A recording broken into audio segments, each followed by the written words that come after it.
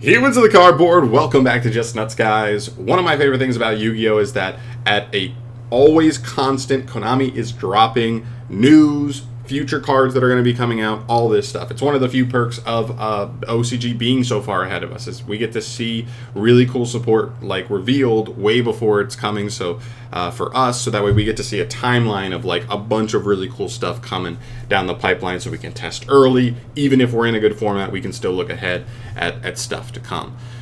So today we're going through every deck that I think is like interesting, that is getting either support or completely new. Basically any deck that is moving, like moving somewhere up on the tiers of playability, basically on the horizon, every single one. So we're not even ranking them fully in terms of how powerful they are. I'm gonna rate them in terms of how powerful they are inside their own categories. But inside their own categories is basically just when they're dropping, right? Chronological order. We've got Battles of Legend, Terminal Revenge. That's the most. That's the one coming up the most recent, or the most soon. Jeez. Infinite Forbidden. Right after that, Duelist of Brilliance. Don't know about that one. Rage of the Abyss. Further down the line, and then a couple others. Stuff as well, that like just random stuff that we don't have announced just yet. So let's get into it. We're gonna run through these. I'm not gonna spend too much time on any one of these archetypes, but I am really excited for a lot of these, and we'll go through it. So starting off with Battles of Legend, Terminal Revenge. I don't think there's that much stuff in here, but the things that are in here actually are pretty interesting to me, and I think we do have some good potential. So first up here, we start with Yubel. Yubel only gets one card, I believe, out of this new stuff. It's a new fusion monster that can be summoned the same way as like ABC Dragon Buster or Vicious Astrolaud. Very, very powerful summoning mechanic. Very free card. Basically, think about what they do right now, and I don't think they change that much to their deck, but then they can just make a monster negate like super free. Super free, and sometimes even super early too in their plays. So they beat Nib better than they already do, and even if they're not playing against Nib, if you hold a hand trap too long, they can summon this and then blank you, or just throw this on top of whatever their end board already has been. There's an extra monster negate plus follow up. It's pretty damn strong. This card's actually really menacing in my opinion. I think if Yubel's not already considered top tier for you, I think this card will notch them over the edge and get them into like tier 1 status legitimately. Ritual Beasts. They get some cool support here in my opinion. I've been a little bit vocal about this. I think post this new support, I think Ritual Beast is the best shifter deck in the game. I think it's better than Flu. I think it's better than Pure Cash. I think it's better than Exosister. Maybe it's like the next one up. I really do think it's the best one. I think it has a higher ceiling than all 4 of those decks. Or let's say 3, whatever. Stun, I guess you gotta throw Stun in there. I think it has a higher ceiling than any of those decks. And listen, I don't know if it's going to convert to legit tops, because that's going to be the question. Some people could argue and say, Fluke still gets more tops post this coming out. I don't think that necessarily means that deck is better. I think a lot of players who play Flu because it is super linear, super easy to play, all that stuff, right? And I think that has a legit factor. I think this is legit the best shifter deck post this, and there's a world where this could even be tier 1, even, because it is like, I think it's that good. I think if a legit good player picks this deck up, I think they will show that it's like the best shifter deck. And I think we'll hear that from a couple players who do pick it up, but we'll see.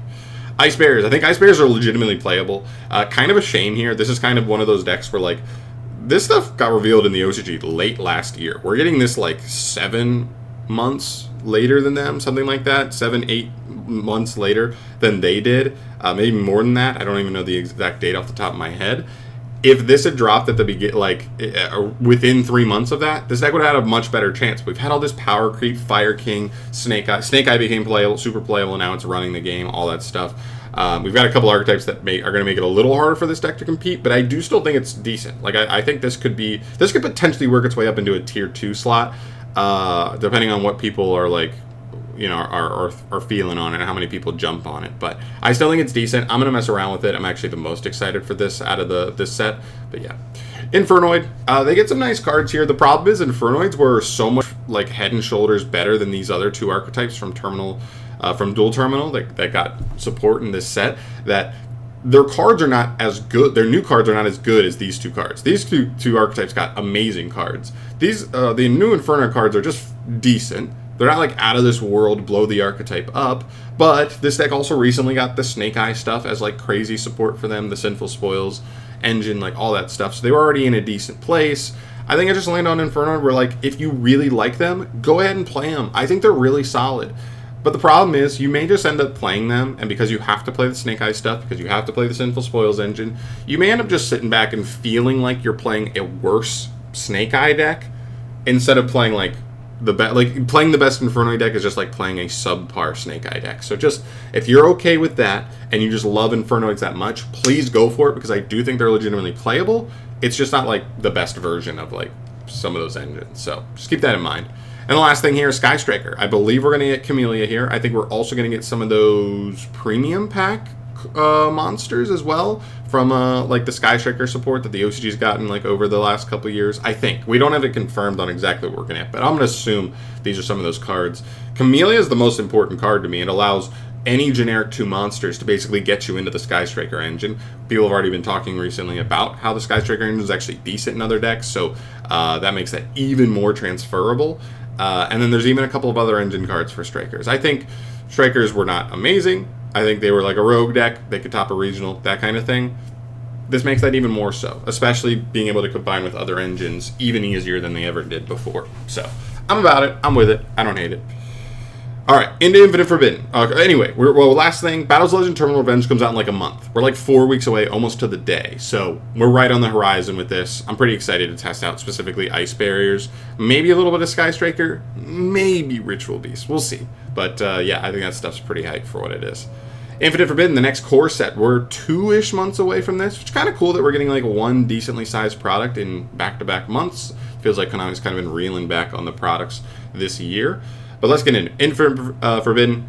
To me, Fiendsmith is like the ace of this set. It is going to be the most sought-after thing. Luckily, there's some other hype things in this set as well, but I am a little bit terrified, even though this deck is very small in the amount of cards that like matter. Because like basically, it's like this guy, the spell, and then after that, you kind of get into like the Link 1 and the fusions. I'm really scared there's going to be like 3 secret rares. Even if just Fiendsmith is a secret rare, he could be the chase card of the entire set, because I'm really scared this engine is going to be everywhere. But that being said, there are some really cool applications for this engine. It's super generic. It can get you like a nib negate before you even have to commit your normal summon. So there are some very strong aspects to this engine. I just... I'm a little scared of the price. But it's legitimately good. We're going to see this all over top tier Yu-Gi-Oh!, I believe. Tenpai Dragon. They get, in my opinion, like they get one card that's like really relevant to them. It's this guy. He's kind of like a Poplar. When he's added to hand, he special summons and then he contributes himself to summon a Fire Dragon from deck. It's pretty good. It's a nice consistency card for them and gives them another layer of like extension theoretically if they just have searches, like extra searches available. So I think it's pretty good for them. We'll see if it's like that huge of a difference, but for a deck that already plays like 20 plus non-engine, I think sacrificing like 2 more slots for like a card like this for like extra extension / consistency and still having around 20 like non-engine in your deck could make their deck even better performing, because I feel like the times you hear Tenpai like loses if they just like don't draw engine, or 1 engine cards that they just lose to 1 interaction. So yeah, we'll see where that goes.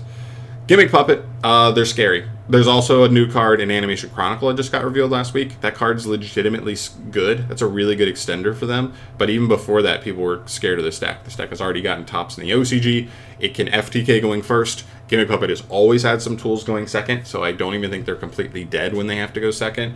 And they're another deck that can just fit a good amount of non-engine. That's like feels like a prerequisite kind of for like modern day Yu-Gi-Oh! So they're scary. They're definitely scary. I don't know if they're like legit, if we should be like legit top tier scary, but like maybe it'd be better for the game overall if they didn't end up being all that good. But I know a lot of people like them, so we'll see. Next up, Whitewood's another brand new archetype alongside Fiendsmith. Pretty cool that we get 2 archetypes that I think are legitimately eye-opening, at least this one in terms of its generic splash ability, and this one in terms of it's just a good synchro engine so far, and has some good synergy with other archetypes like Centurion, potentially Dogmatica stuff. Like it gets access to just light spellcasters like really easily. So yeah, there's some cool things there. I don't know the best way to play the deck. It doesn't feel like a deck that can play purely on its own and actually be successful. It feels like it needs to be splashed in as an engine in other decks that are already decent. But there's no lie. I mean, when you read these cards, you're like, these cards read like pretty good cards. So we'll see. Maybe it's Runic, maybe it's Centurion, right? I don't know for sure, but it definitely has good potential, and I think the flexibility of being in multiple decks probably pushes it up a little bit for me too. Centurion, they basically get one card here. They get another card, but it's unsearchable for them, so I don't think anybody's going to play it. This card's important, though. It's just another level 4 tuner that can special summon itself from the Spell and Trap Zone. That's very important for them. It felt like sometimes you could even have extra engine cards in hand, but because your opponent interrupted you in a way where like they forced you to already summon Primera from scale, so they now interrupt you in a way where you have no tuner extenders, it can be really frustrating. But now, even as a one-off, even though this card really doesn't offer you that much utility aside from just being a level 4 tuner that can summon itself, that's all the deck needed. Now some of their engine cards become much more successful extenders, even if your opponent knows how to play against the deck and keep you off of the main tuner. So that's still a nice tool for them. Doesn't give them a huge bump, but they were already a decent rogue deck anyway, so just a small bump for them. Memento, though, takes a pretty big jump here. They get a new main deck fusion and a new, or extra deck fusion and a new main deck extender that allows you to fuse more often, more easily. I think this is a nice wave for them. This could be the stuff that actually takes them to the next level. I think right now they're already an okay rogue deck, but this may take them to like legit rogue level. Because this guy's materials are not even that crazy. It's just like 3 mementos, but their fusion lets them fuse from grave. So he's actually pretty easy to make, and he has 3 really good effects. Like if he's in grave, he like just searches you the field spell. If he's on field, he is a walking like Trident as an interruption, and on summon, he just like foolishes any 3 memento cards from like hand, deck, or grave, I think. So 3 really insane effects. If you just make this card, it's like insane value already on its own. So you have to respect that. I think this card's legit. I think this deck is definitely a little more scary there. We'll definitely keep an eye on them. Madolche, they get a couple new cards. It's not the perfect wave of support for Madolche, but they do get a couple things that I think are really nice. I think the Link 3 is really nice. It felt like the deck needed a new Link. I would have been over the moon if that card was a Link 2 instead of a Link 3. But it is what it is. I'm not going to complain too much. It's still pretty good for what it is. It's a nice combo piece for them. They also get a new rank 4. This is probably the single most important card they got here, because Madolches just weren't able to end on much of a board. So if you just didn't kill your opponent, they didn't always end on much to like keep the opponent from coming back into the duel on them. So being able to play this girl as a girl you can end on, it's like a double shuffle on the opponent's turn, which is pretty strong. I think really helps them out. They also get a new trap card. It's not that insane, but it might be a one of in the deck. But they do get a little better. They may be playable again as a rogue deck. We'll keep an eye on them, but they definitely have some nice potential for sure. Exodia. Lo and behold, Exodia is kind of nice. Not only do I think it's like a playable rogue deck, if somebody really one-tricks this Exodia, this pure Exodia deck, I think they could top a regional. The other thing that's really important to mention is even as a generic engine, we've seen this engine be played in the OCG already. It does just put big, decent level bodies on the field at the cost of just some life points. That as an engine, I don't even think it's a bad engine. We could see this engine splash in other decks for sure, but we'll see. We'll see when we get there. So yeah, that's why I bumped them up a little bit, because we've seen in the OCG a little bit of like generic engine splash ability already. Drytron, they're fine. Like, it's Drytron, right? They're still going to lose to Shifter. They're still going to lose to the Bistrels, the DD Crows of the world. But they do get a really good new main deck monster, and some people have said that their new boss monster is also pretty good as well, and he's not as hard as he, like, reads on paper to summon. So, that's cool. I still don't have faith that they're going to be, like, a good deck, but I think if you like Drytron, they're only better than they were before. So, I think it could top a regional for sure. Ragnarika, or Rika, whatever you want to call them. A little bit of a letdown for me personally from their newest wave of support. Just, I was hoping it'd be a little better. It really didn't move the needle much for me. Like, literally just so slightly. Like a one of playable main deck monster, and like maybe a one of teching, like removal, back row removal, extra deck monster. Like, that's what we got.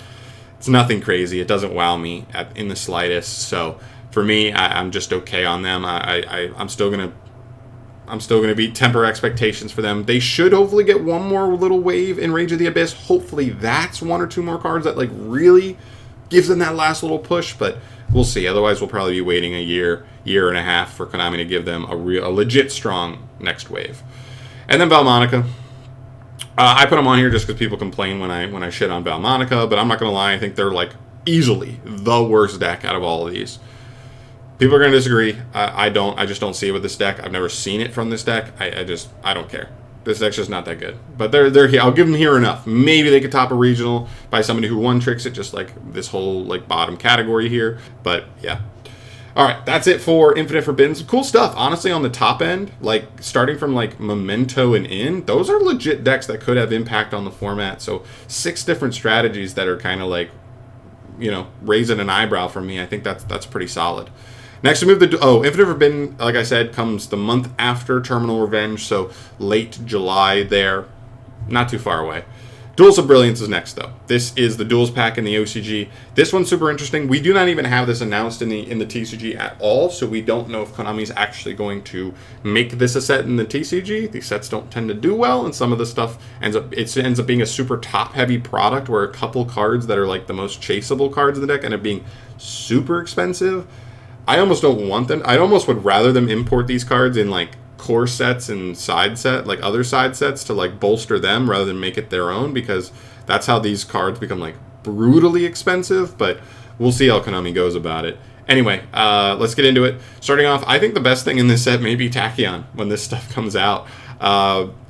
This deck's good. It just has simple one-card lines that are pretty damn powerful. Seems like they have decent consistency as well, especially with the final spell card revealed for them. That's just like a searcher. We'll get to that later because we've got a whole slew of archetypes that just get better because of that search card, potentially.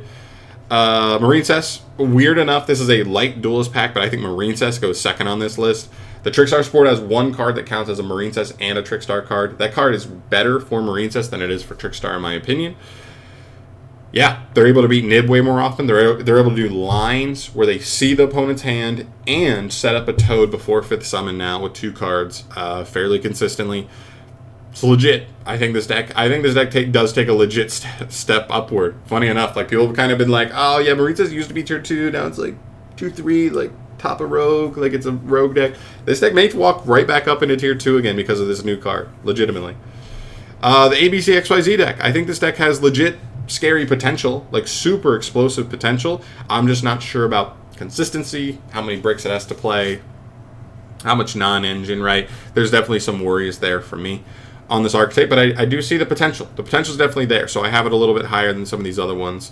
A lot of these other ones fall into a very close cutting category for me.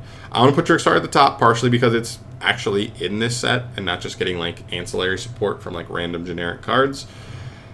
I think they still have potential. I also am not 100% sure that Konami won't just print one random Trickstar card in like Animation Chronicle or something. We just don't know that.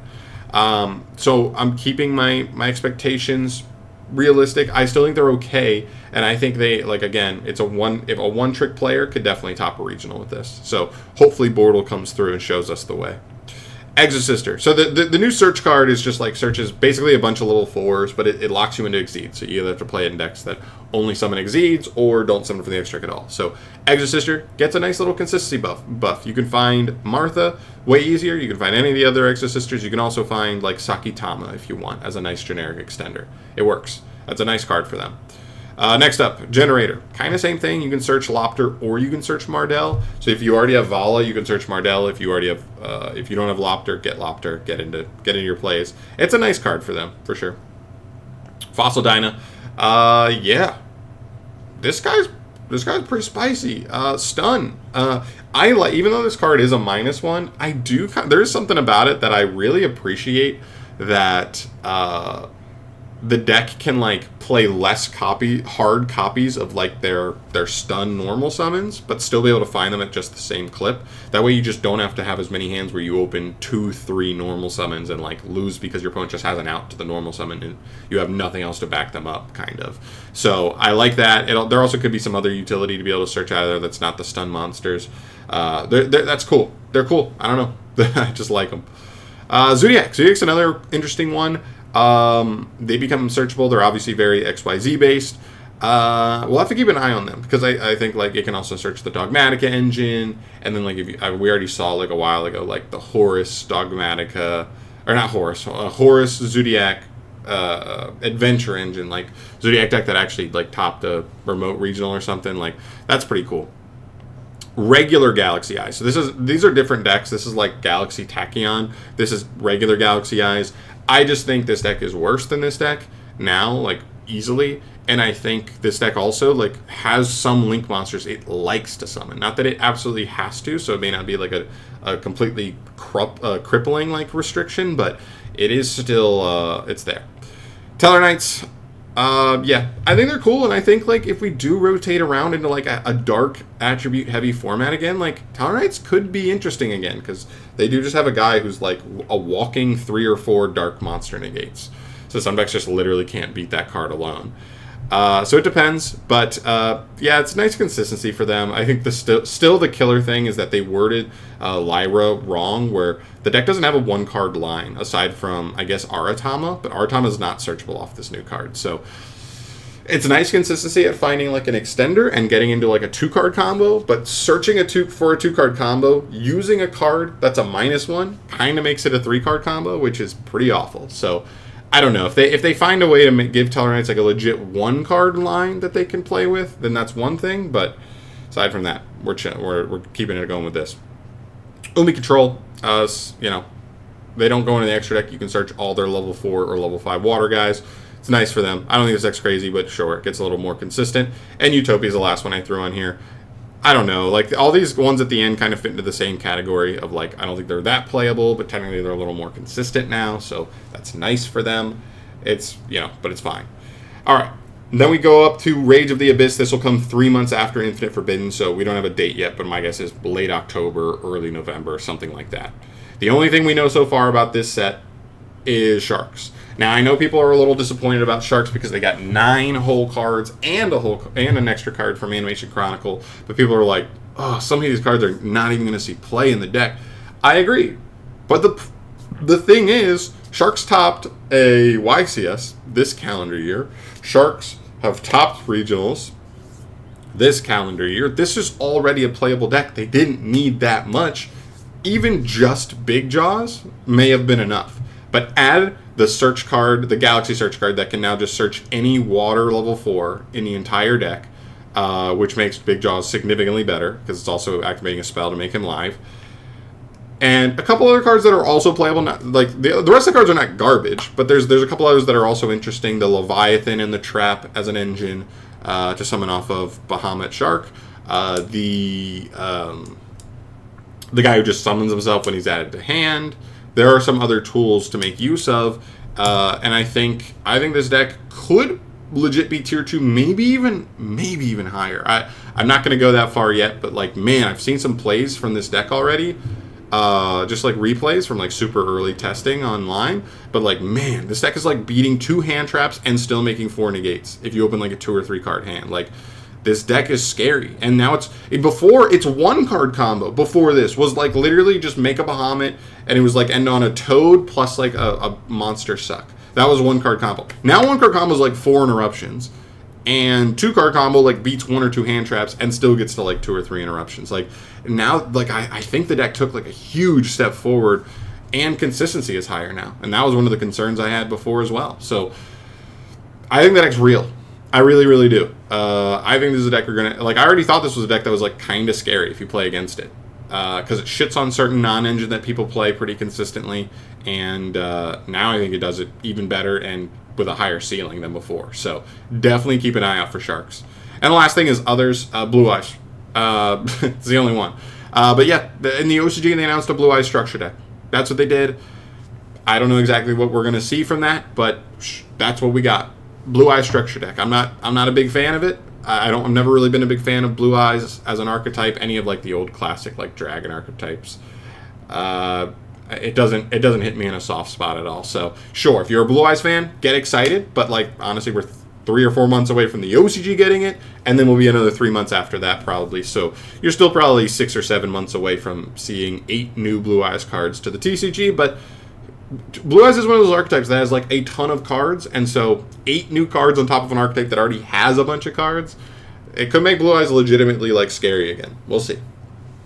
But yeah, there you go. That's 30 different archetypes and decks that I think are very, very interesting going forward, and them ranked based on when they're coming out. So hopefully you guys like this video. Hope you guys like videos like this, because I really enjoy doing them, and it helps give a player's perspective and like a good view of like on the horizon what's coming, for like exciting decks and what they want to test early, what they want to like, pick up some cards early potentially before stuff rises, maybe even like a little market help there. But yeah, still exciting. Yeah, I'm excited to mess around with a handful of these decks for sure. So yeah, stay tuned. Let me know your thoughts down below. What are you most excited for from this list? What are like your, I don't know, top 3 is probably a good one. What are the top 3 decks from this list that you're most excited about what's coming out and what you want to test?